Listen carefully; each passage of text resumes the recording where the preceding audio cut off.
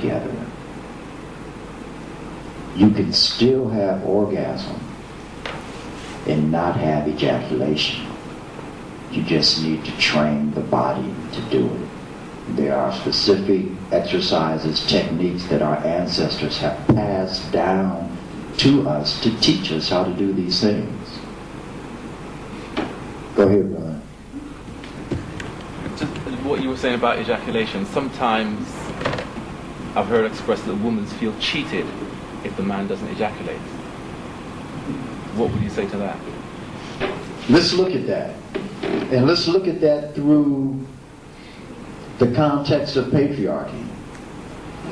Because if a woman is made to feel constantly throughout her life less than the woman she is, less than the human being that she is, when she comes in contact with the male, with the masculine, and that energy that she knows, which is so predominant and powerful, which men are so attached to, then there's what I call like the game or the love warring, because there's a challenge that begins to manifest, and that challenge is, yeah, I'm going to take your seed. Why is that happening? It's not happening out of love, and it's definitely not happening for her satisfaction. Because most women, from what I understand, scream just the opposite. And, I mean, it went in and pow, that was it. It was over and done. I damn near had a chance to blink my eyes. And this is the song that most of the women I know sing with the relationships and the experiences that they've had.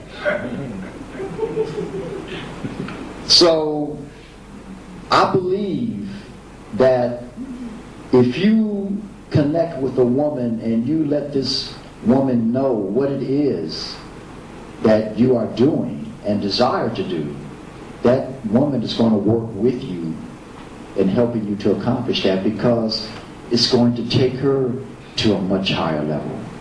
Women have 9 orgasmic levels. 9 orgasmic levels. 90% of the women out here only get to the 4th. You have to be able to maintain and endure to be in that space for a very long period of time to truly take a woman through all levels so that she can experience the ultimate experience, the truly transcendental experience that sex has to offer. Very few women get to that place. And the traditions of ancient China, via the black dynasties that arose there, when you read the mythology,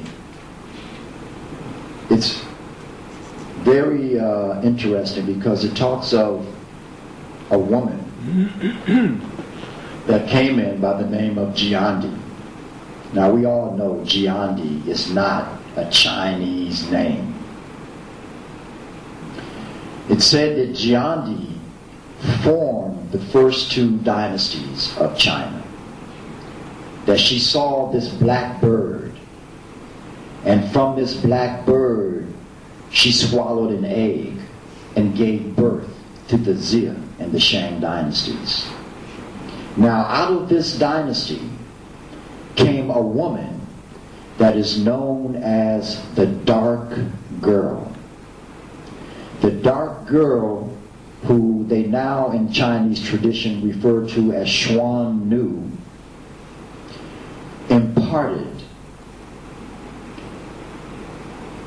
the art of warfare. This is a woman.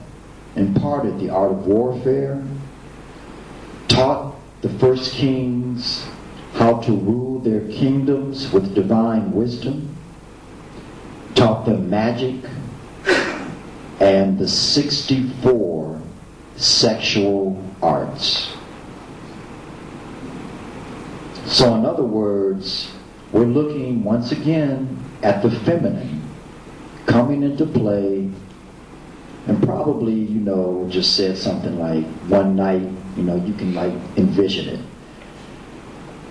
This woman, powerful in her glory,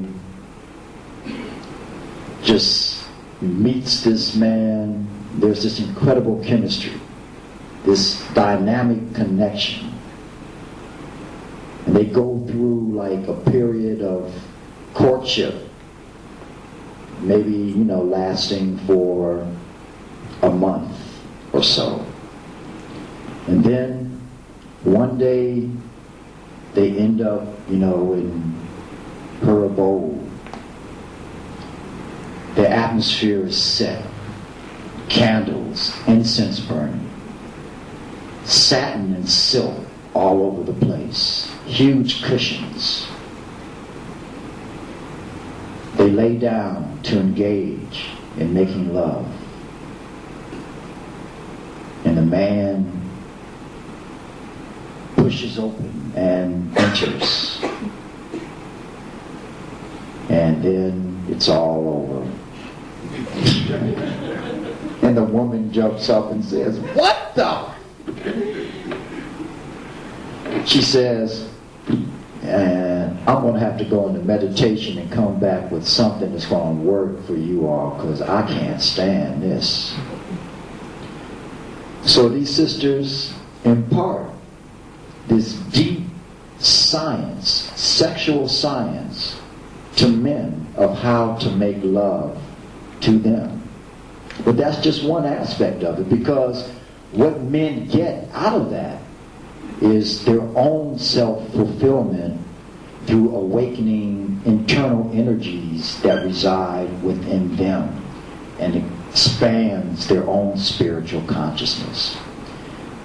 The life force that lives within our bodies, within the male semen, is profound.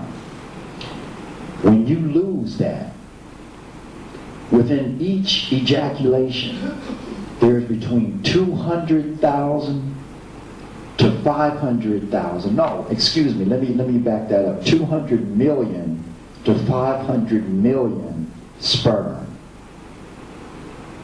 Now, the average male ejaculates about 5,000 times during the course of their life before they finally lose it and they can't get it up anymore.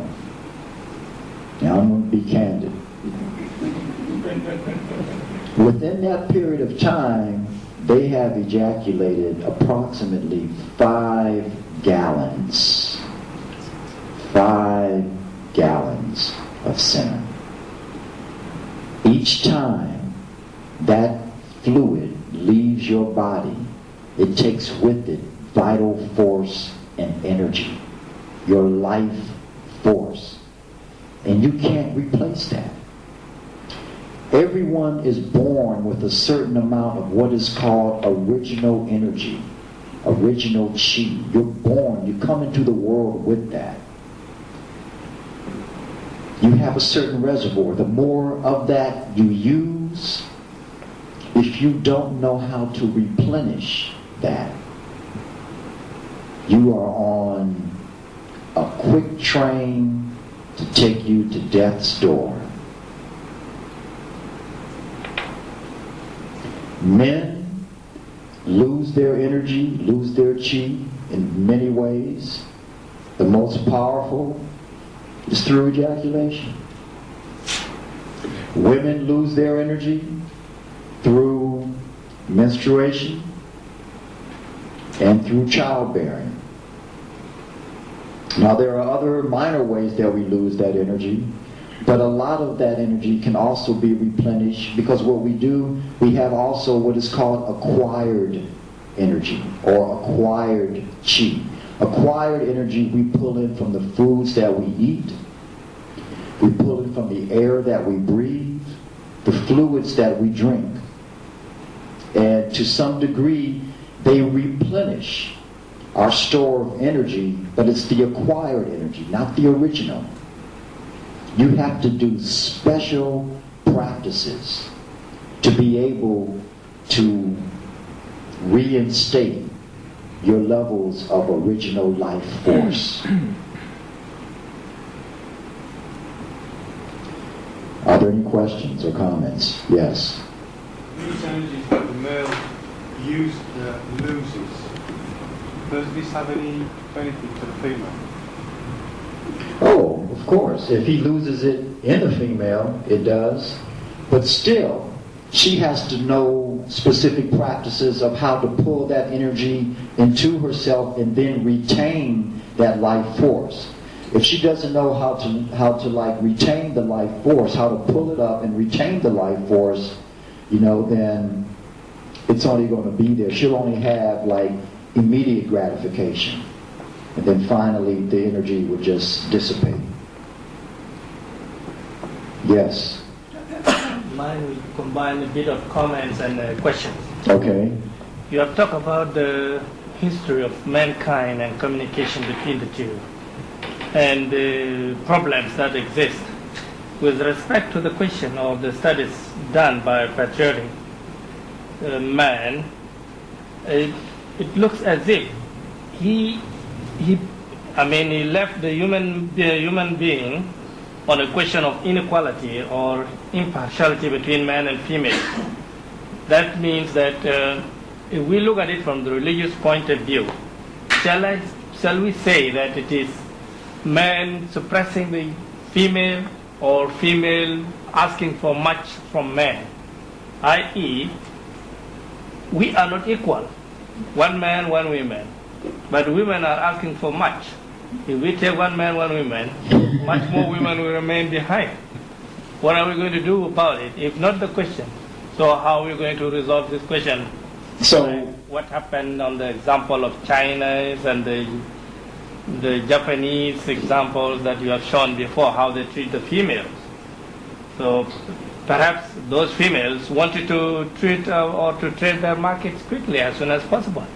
Among the majority who want. Well, do you think that like women in Africa, desire to get, clitorectomies, or do you believe, that, all of the other things that take place, on the continent of Africa with respect to female subjugation, that are pretty serious? Well, it depends, but particularly according to the culture of that particular side or section. For instance, in my country, okay, we have a monogamy. Senegal? No, Sudan. Sudan? Yes. So we are monogamous. We are not polygamous. Mm-hmm. Okay? Polygamous and not monogamous. All right? In marriage line. Mm-hmm. Why? Because we have more women than male. Due to war actions where it causes much more lives of men. So it remains few males against many women. Mm-hmm. So do you benefit from that? Do you feel that that's a condition that you benefit from as being a man, having, being in a polygamous situation? Yeah. There's great benefit to that with respect to you. In a sense of being a human, mm-hmm. and according to our duty, as you said, causes and effects in mm-hmm. that particular section, it gives me a duty of fulfilling my work mm-hmm. towards a female, whereby the female will look at it that a single one of them is not benefiting much as she loves, she wanted to be, mm-hmm. while I'm just trying to fulfill the distribution of chances for a bunch of them not to have less. Yeah, I hear you, and that's a good perspective. It's a good male perspective, to have. But, it would be nice to have a woman from the Sudan right now to address that and see what she has to say about that in terms of being, one of, 20 or 30. And, how much nurturing and love she's able to acquire. in a situation like that. But I hear what you're saying, and I mean that's, being a man, myself, that's a great situation to be in, where you have so few women that you can just, or so few men and so many women that you can just have 20 or 30.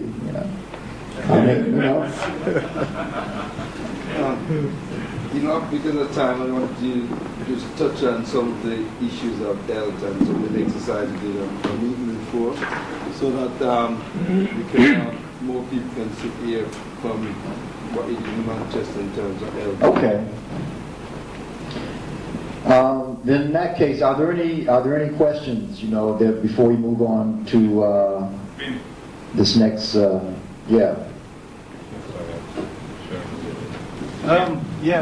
question to do with vibration and things like that. Yes. Well, we're getting ready to move into vibration right now. Sorry? We're getting ready to go into vibration right now. Oh, you? Okay, I thought you finished. No. No, we're getting ready to go into vibration. Yeah, I'm looking at the time. That's what We are all male masculine. Is there such a thing as an extra masculine man? Yes, because the degree, when you look at masculine and feminine energy as it incorporates itself within the male being, you have different degrees. Some men have a much stronger degree of what I would call yang life force. Some men have a stronger degree of feminine life force that's within them. I mean mental as well. Sure, of course, because gender is mental as well. Gender is mental, just as it is, physical. And the same holds true for women. You find some women that, are much more, have a much stronger masculine expression in terms of how they perceive things and how they move through the world. Sometimes even how they walk. There are always different degrees, of masculine and feminine in both genders. Definitely.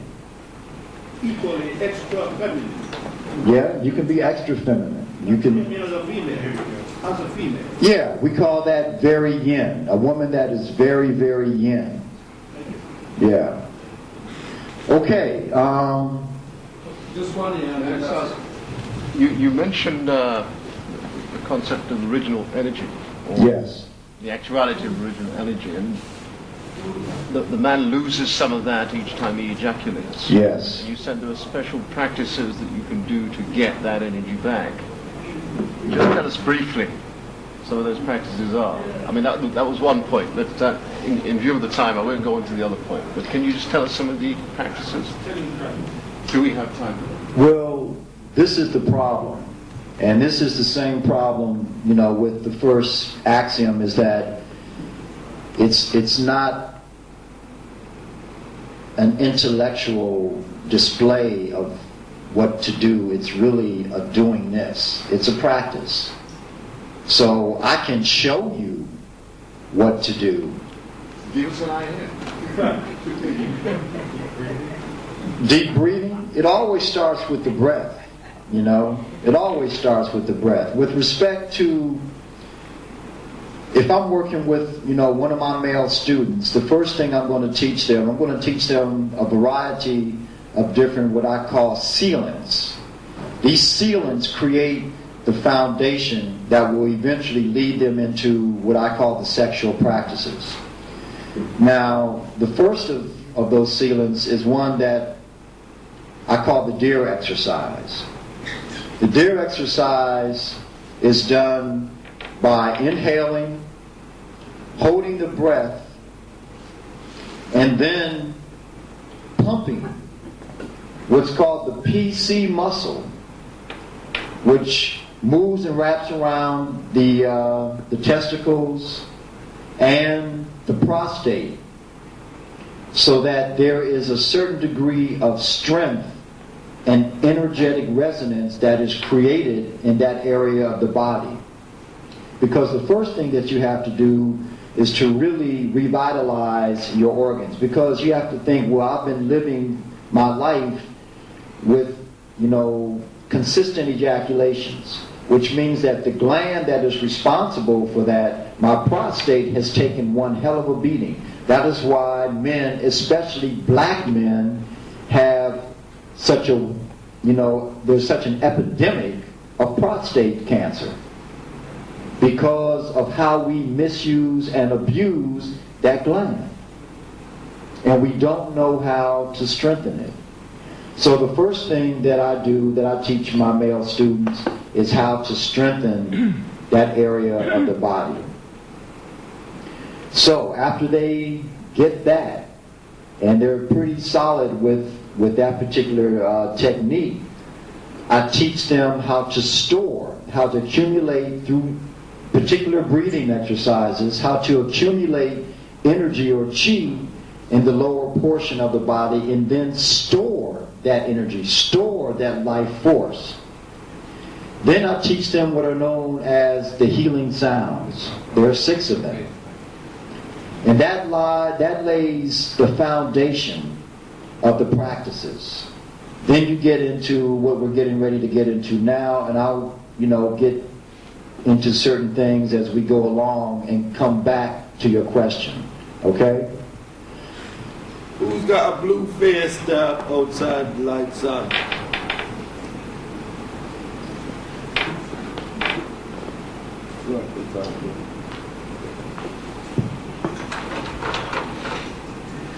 So moving into vibration. Says that everything vibrates, and depending on the measure or the ratio of vibration will depend upon the form that is generated. And as you can see, vibrational frequency also manifests in geometric images. So where I'm going to go from here is into ancient China. But before I do that, I just want you to think about yourself in vibrational terms. That all of you are nothing more than a conglomeration of different vibrational frequencies. You're a conglomeration of vibrational patterns that do specific things in your body. We were talking earlier about specialized cells. Specialized cells vibrate at a specific frequency that allows that particular organ to do what it's supposed to do. When we're born, when we come into the world, and see, if this was Cleveland, I'd say, wow, somebody's shooting.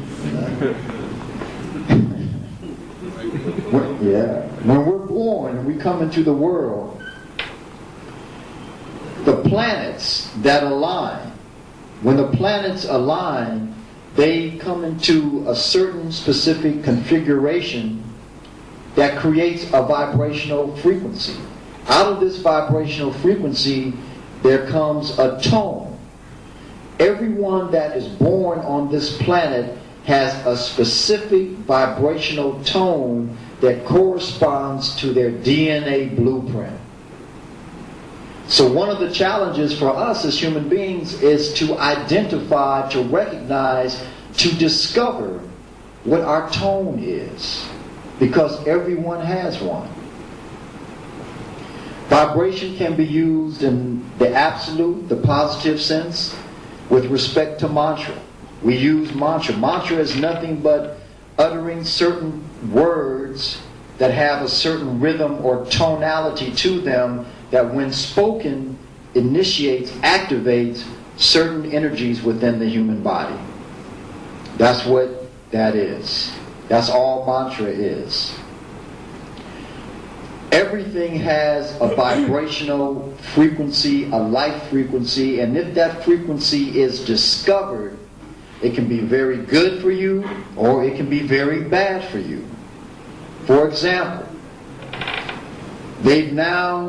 the West has determined that everything has, through its life force, its vibrational life force, a point that is detrimental to sustaining that life force. So that if you take a particular vibrational frequency and you direct that frequency at that particular organism, you can cut its life force short. They've done this with viruses and have been very successful in doing this with viruses.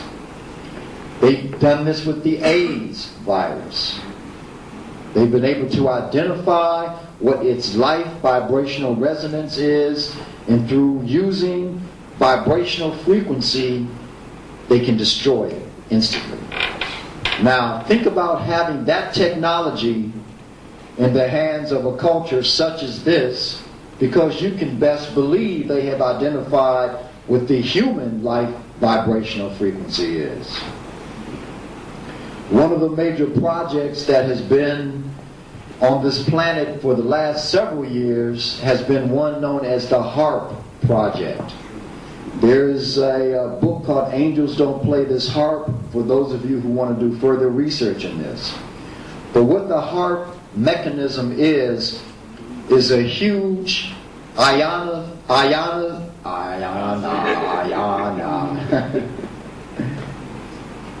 ionospheric heater that discharges a beam of heat, of energy, electromagnetic energy, into the ionosphere and hits the ionosphere, separates it, and then bounces back to a specific projected point on the earth that they have designated and can destroy whatever is in that target area. Now, this is a very powerful machine, and there are two of them. One is in Canada, well, right outside of Canada, right in Alaska, and Canada has been trying to get rid of this thing for about the last, about 8 years that I know of. They've been lobbying to try to get rid of this machine, but to no avail.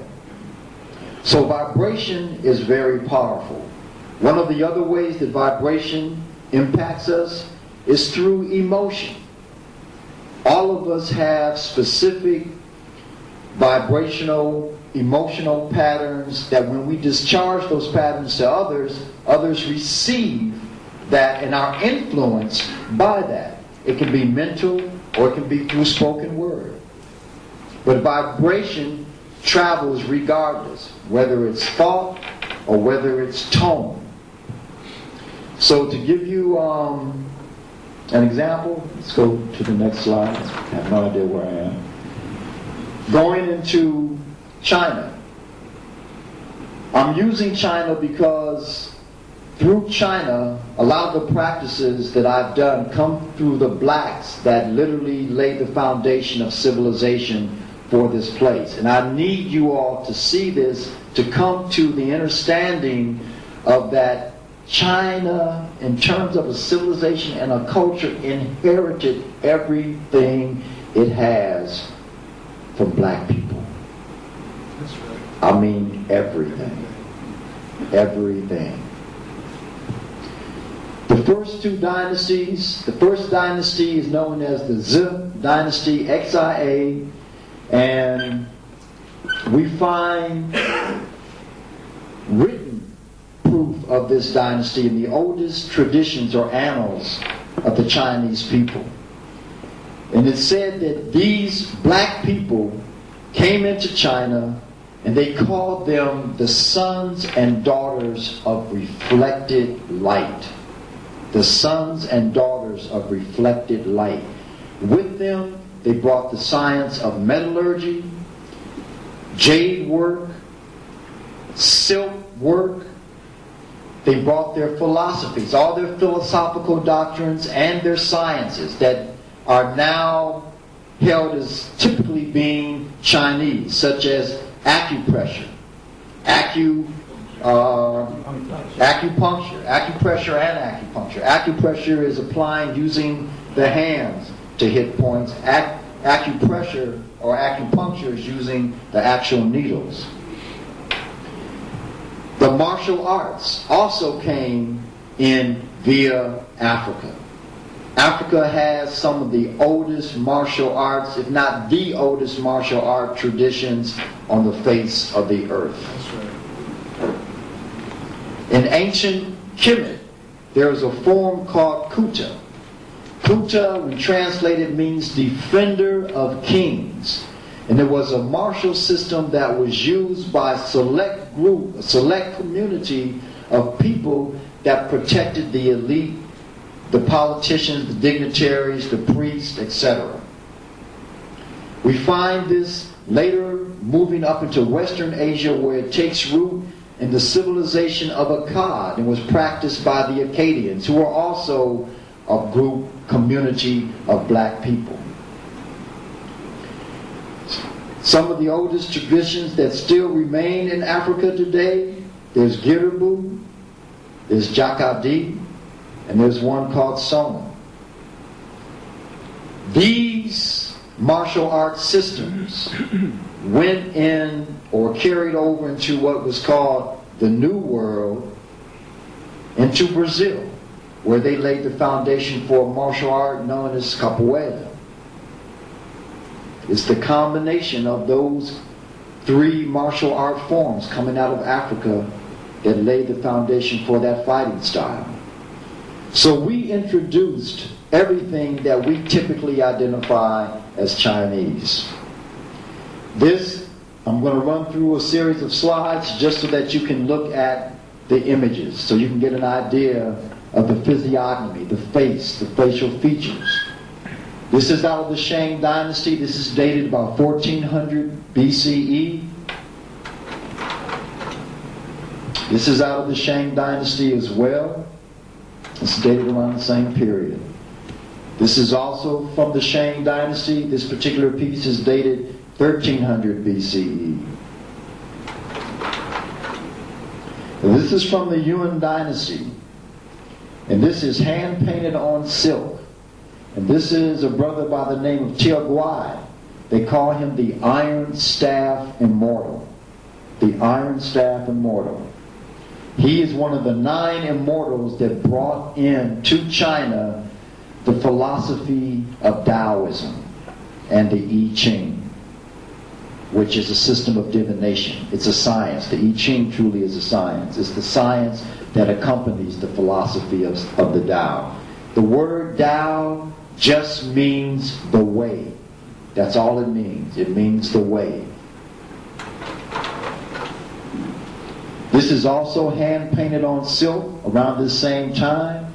This is a black Chinese dignitary talking to a Manchurian. And then if you look at him closely, you can see, just the way he's adorned, his attire. This brother is somebody. He's got a gold chalice here that he's drinking from.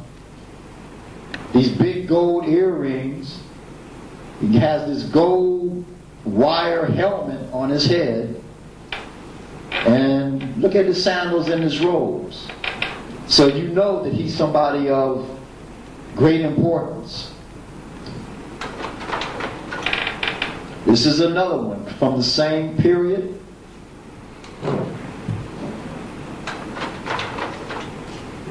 The writing system that we now identify in China came from this writing style. This was the writing style that was introduced by these blacks into early China. From this writing style, these characters developed and evolved the current day Chinese characters that are used in their writing system. Yeah.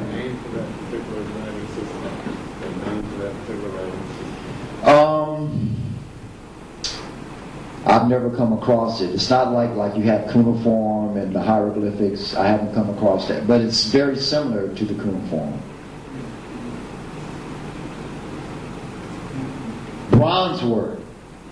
The bronze techniques that they have used were based on what is known as the lost wax method. We find this method, really no one has been able to get to the level of metallurgy that the Shang did.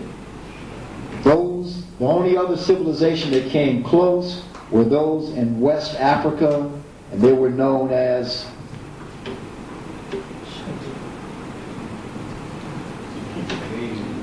who? Say it? Benin. Yes, the Benin. They also use the lost wax method. And look at this. This is from the Shang dynasty as well. Now, uh-oh. You're in trouble now. Uh-oh, it worked. When you look at this, if you had not heard anything I just said, you would swear that this was Chinese and that it represents everything that is indicative of the expression, the artistic expression of the Chinese people. Chinese people had nothing to do with this. Nothing. They weren't even on the scene. This is out of the Shang dynasty. This is dated around 1400 BCE.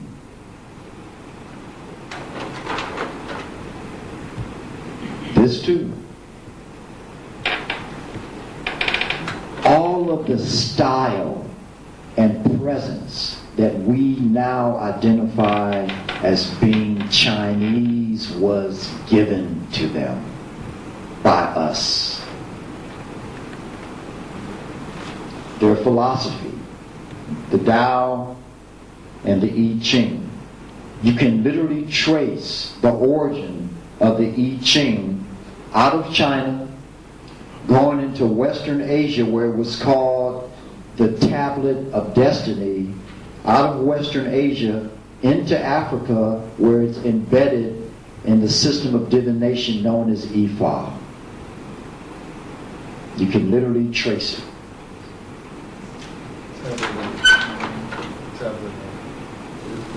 Oh, the Tablet of Destiny. When we look at our bodies, as I said earlier, our bodies are an array of different, or patterns of different vibrational frequencies that run starting from here all the way through, down, connecting into the feet. You see the various lines. Each line carries a specific vibrational frequency or resonance and connects to specific organs.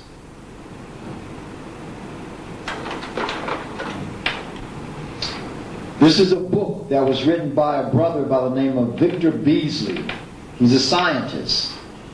This book is amazing. It documents all the different electrical forces and energetic forces that reside within the human body and how we can utilize those forces to gain a better understanding of what our potentials are outside of just being, as we classify ourselves, human.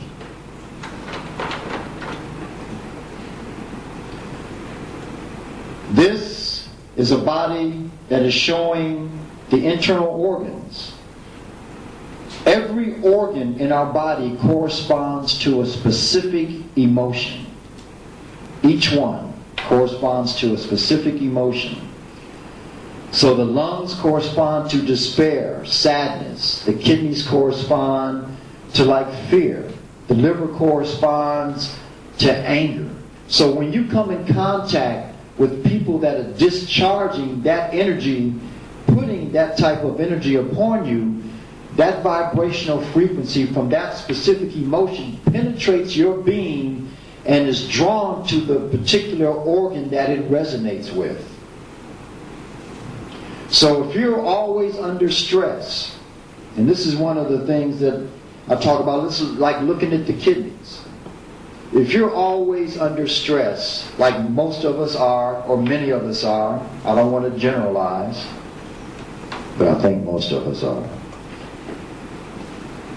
You look at the nature of that.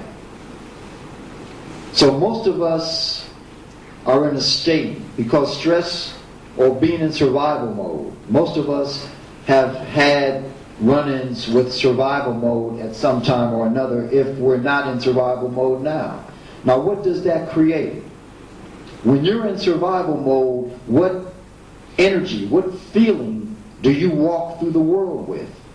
You walk through the world with a feeling of desperation. You are always moving with desperation. Desperation will generate fear. Fear connects to and is incited by two glands that you have in your head that are called the amygdala. The amygdala registers fear, which in turn will send that very emotion into the organic receptacle that is the kidney. The kidney will house that fear, and upon the top of the kidney sits the adrenal glands. Now, the adrenals control your flight or fight dynamic. They are the mechanism for that, which means that if you are in a constant state of stress, a constant state of fear, a constant state of desperation, then your adrenal glands are always working, pumping adrenaline into your body, keeping your body in a state of constant, consistent, perpetual anxiety. Which means that the whole process of degeneration has sped up in your body 100-fold, and that you're living to die. That's just fear. We won't even deal with what anger does. Because I don't want to send you all home depressed.